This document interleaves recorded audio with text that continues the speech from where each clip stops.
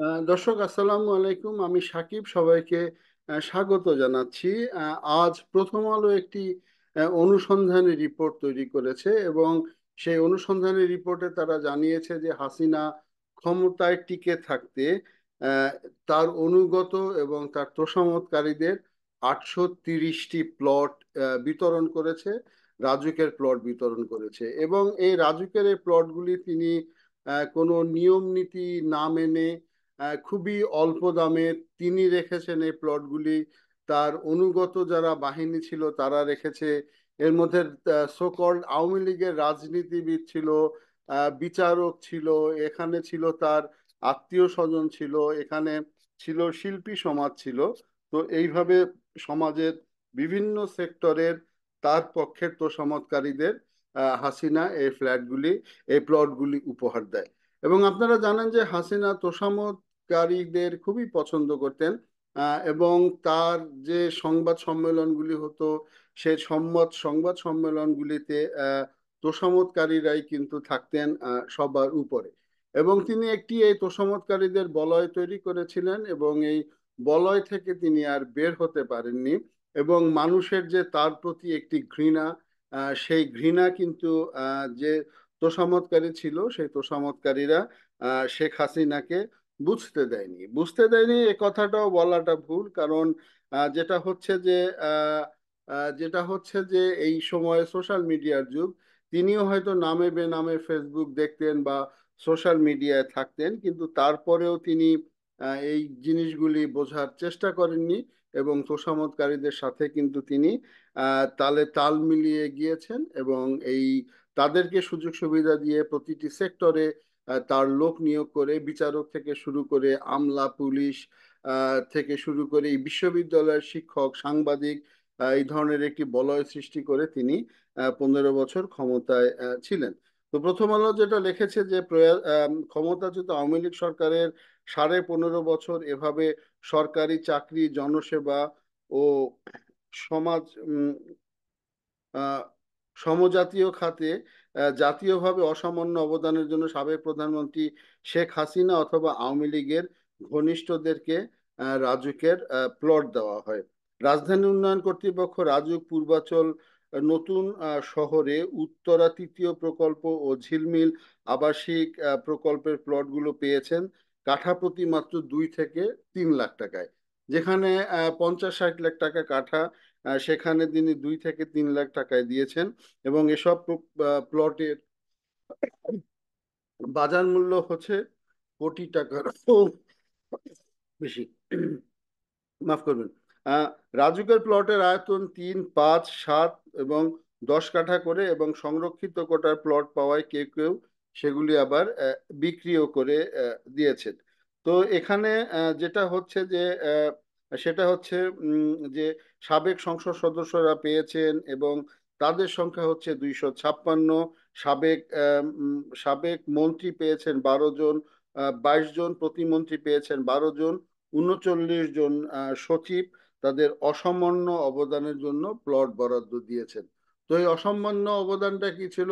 অসামান্য অবদানটা ছিল রাতের ভোট করা এবং রাতের ভোটে সহযোগীদেরকে টিকিয়ে রাখা। এটাই ছিল কিন্তু তার অসামান্য অবদানের আহ, সংজ্ঞা। তো এর তালিকায় আছে আওয়ামী লীগ, যুবলীগ, ছাত্রলীগ, ছাত্রলীগের নেতা, ব্যবসায়ী, ঠিকাদার, বিচারপতি, প্রবাসী, আইনজীবী, বিশ্ববিদ্যালয়ের শিক্ষকরাও আছে। বিশ্ববিদ্যালয়ের শিক্ষক সহ অনেকেই তাদের পরিচয় তারা মূলত প্রভাবশালী এবং আওয়ামী লীগ সরকারের অনুগত তোষামতকারী। কেউ কেউ আবার তদবির করেও কিন্তু প্লট নিয়েছে। তো আপনারা জানেন যে দর্শক, এই প্লটে কিন্তু শেখ হাসিনা নিজে প্লট নিয়েছেন। তার জয় সজীব অজের জয়, সজীব অজের জয় নিয়েছে, মেয়ে সাইমা অজের জয় নিয়েছে, ছোট বোন রেহানা নিয়েছে, রেহানার ছেলে রাদওয়ান মুজিব নিয়েছে, তার মেয়ে নিয়েছে তাজমিনা সিদ্দিক রূপন্তী। 10 কাঠা করে প্লট পেয়েছেন পূর্বাচলে, যদিও তারা 2002 সালে এই প্লটের মূল্য তারা পরিশোধ করেছে। অন্যদিকে শেখ হাসিনার যে আত্মীয় স্বজন, সুব্রত ভাইয়ের ছেলে যুবলীগের সভাপতি শামস পরশ সহ পূর্বাচলের অনেকেই প্লট নিয়েছে। তো মন্ত্রীদের একটি বিরাট নাম রয়েছে, বিরাট একটি লিস্ট রয়েছে। সুরঞ্জিত সেনগুপ্তর নাম রয়েছে, দীপু মনির নাম রয়েছে। আপনারা জানেন যে দীপু মনি হাসিনার খুবই অনুগত এবং হাসিনা পালানো পর্যন্ত দীপু মনি তার সাথে ছিল। কামরুল রয়েছে, তার তাজুল ইসলাম রয়েছে, এমনকি সুরঞ্জিত সেনগুপ্তর নামও কিন্তু এই তালিকায় রয়েছে। এবং প্রতিমন্ত্রীদের মধ্যে অনেকে আছেন, এবং মুজিবুর রহমান ফকির, দীপঙ্কর তালুকদার, প্রমোদ প্রামাণিক, স্বপন ভট্টাচার্য, আব্দুল হাই সহ অনেকেই রয়েছে। আওয়ামী লীগের সংসদ সদস্যদের মধ্যে একটি বড় একটি লিস্ট লিস্ট কিন্তু এ জায়গায় রয়েছে। এমনকি আপনারা জানেন যে হাসিনার দুঃশাসনকে টিকিয়ে রাখার জন্য কিন্তু তার কিছু গৃহপালিত আহ, বিরোধী দল ছিল। সেই গৃহপালিত বিরোধী দল জাতীয় পার্টির রওশন এরশাদ পেয়েছে, পীর ফজলুর রহমান পেয়েছে, শামীম হায়দার পাটোয়ারি, লিয়াকত হোসেন খোকা, নাসির জাহান রত্না, শওকত আলী, নুরুল ইসলাম তালুকদার, রওশন আরা মান্নান, নুরুল ইসলাম ওমর ও জিয়াউল হক মৃধা, এরাও কিন্তু পেয়েছেন। বিকল্প ধারার কিছু লোকজন পেয়েছেন মাহি চৌধুরী, যিনি এখন আবার রাজনীতিতে সরব হতে যাচ্ছেন, এবং তিনি খালেদা জিয়ার অসুস্থতে খালেদা জিয়াকে নিয়ে আবেগঘন পোস্ট দিয়েছেন। তিনি হয়তো আবার রাজনীতিতে আসতে যাচ্ছেন, কিন্তু তিনিও এই হাসিনার সময় প্লট পেয়েছেন, অনেক সচিব পেয়েছেন, শত শত সচিব পেয়েছেন, এমনকি মন্ত্রীর সন্তানরাও পেয়েছেন। সাবেক রাষ্ট্রপতি, আওয়ামী লীগের নেতা, যেমন আব্দুল হামিদের পুত্র ছেলে রাসেল আহমেদ পেয়েছে, সাবেক স্বরাষ্ট্রমন্ত্রী শামসুল হক টুকুর ছেলে আসিফ শামস পেয়েছে। এইভাবে কিন্তু অসংখ্য মানুষ প্লট পেয়েছে।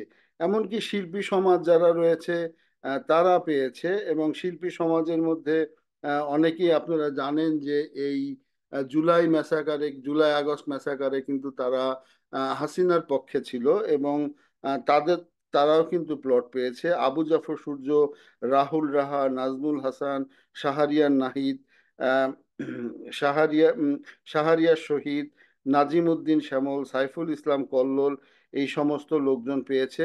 তারা হচ্ছে গিয়ে সাংবাদিক কোটায় পেয়েছেন। এবং মুজিব সিনেমার যে 1 টাকায় যে অভিনয় করে দিয়েছেন যে আরিফিন শুভ, তিনিও কিন্তু একটি প্লট পেয়েছে, যদিও তিনি আহ, মুজিব ছবির জন্য কোনো টাকা পয়সা নেননি। মীর সাব্বির মাহমুদ পেয়েছেন। এই মীর সাব্বির মাহমুদ হাসিনার একটি অন্যতম পান্ডা ছিলেন। তিনি পেয়েছেন।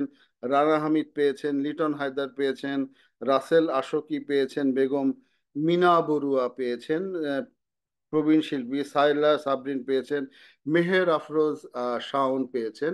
মেহের আফরোজ শাওন হচ্ছে গিয়ে আহ, হুমায়ুন আহমেদের ছোট বউ, তিনিও পেয়েছেন। তো যাই হোক, আসলে কোনো শিশুই বাদ যায়নি। অর্থাৎ যেভাবে যেমন সার্বজনীন টিকা উৎসব বাংলাদেশে চলে, ঠিক তেমনি ভাবে শেখ হাসিনার সময় কিন্তু সার্বজনীন দুর্নীতির উৎসব চলেছিল। তবে এই সার্বজনীনটা দেশের সকল মানুষ না, এই সার্বজনীনটা হচ্ছে শুধুমাত্র হাসিনার ঘনিষ্ঠ যারা তারাই। তো দর্শক, আগামীতে একটি নতুন গণতান্ত্রিক সরকার প্রতিষ্ঠিত হবে, এটাই মানুষের আশা, এবং সেই সময় মানুষের মধ্যে এই ধরনের দুর্নীতি থাকবে না। আমরা এই আশাবাদ ব্যক্ত করছি, এবং এইভাবে দুর্নীতি যেন আর ফিরে না আসে, আমরা সেই কামনাই করছি। এবং সরকারের কাছে অনুরোধ, যে যে সমস্ত প্লটগুলি যদি অনন্য অবদান রাখার জন্য তাদের কি অবদান রেখেছে সে জিনিসগুলি খুঁজে বের করা হোক, এবং যদি তাদের না থাকে একটি নিরপেক্ষ তদন্ত কমিটি গঠন করা হোক, এবং অবদান না থাকলে তাদের যে টাকা তারা দিয়েছে সেই টাকা দিয়ে তাদের ফ্ল্যাটগুলি তারা যেন গভর্নমেন্টের কাছে ফিরিয়ে দেয়। এই ধরনের একটি আইন বানানো যায় কিনা, বা যেহেতু সরকার বিভিন্ন দেশ থেকে টাকা নিয়ে আসছে চুরির টাকা, সেহেতু এই চুরির প্লটগুলিও যেন আবার সরকার নিয়ে আসে, এবং লটারির মাধ্যমে যেন প্রকৃত মানুষ যেন এই প্লটগুলি পায়। সেই ধরনের একটা কিছু করার জন্য আমরাও সরকারের প্রতি অনুরোধ জানাচ্ছি। এতক্ষণ সঙ্গে থাকার জন্য ধন্যবাদ।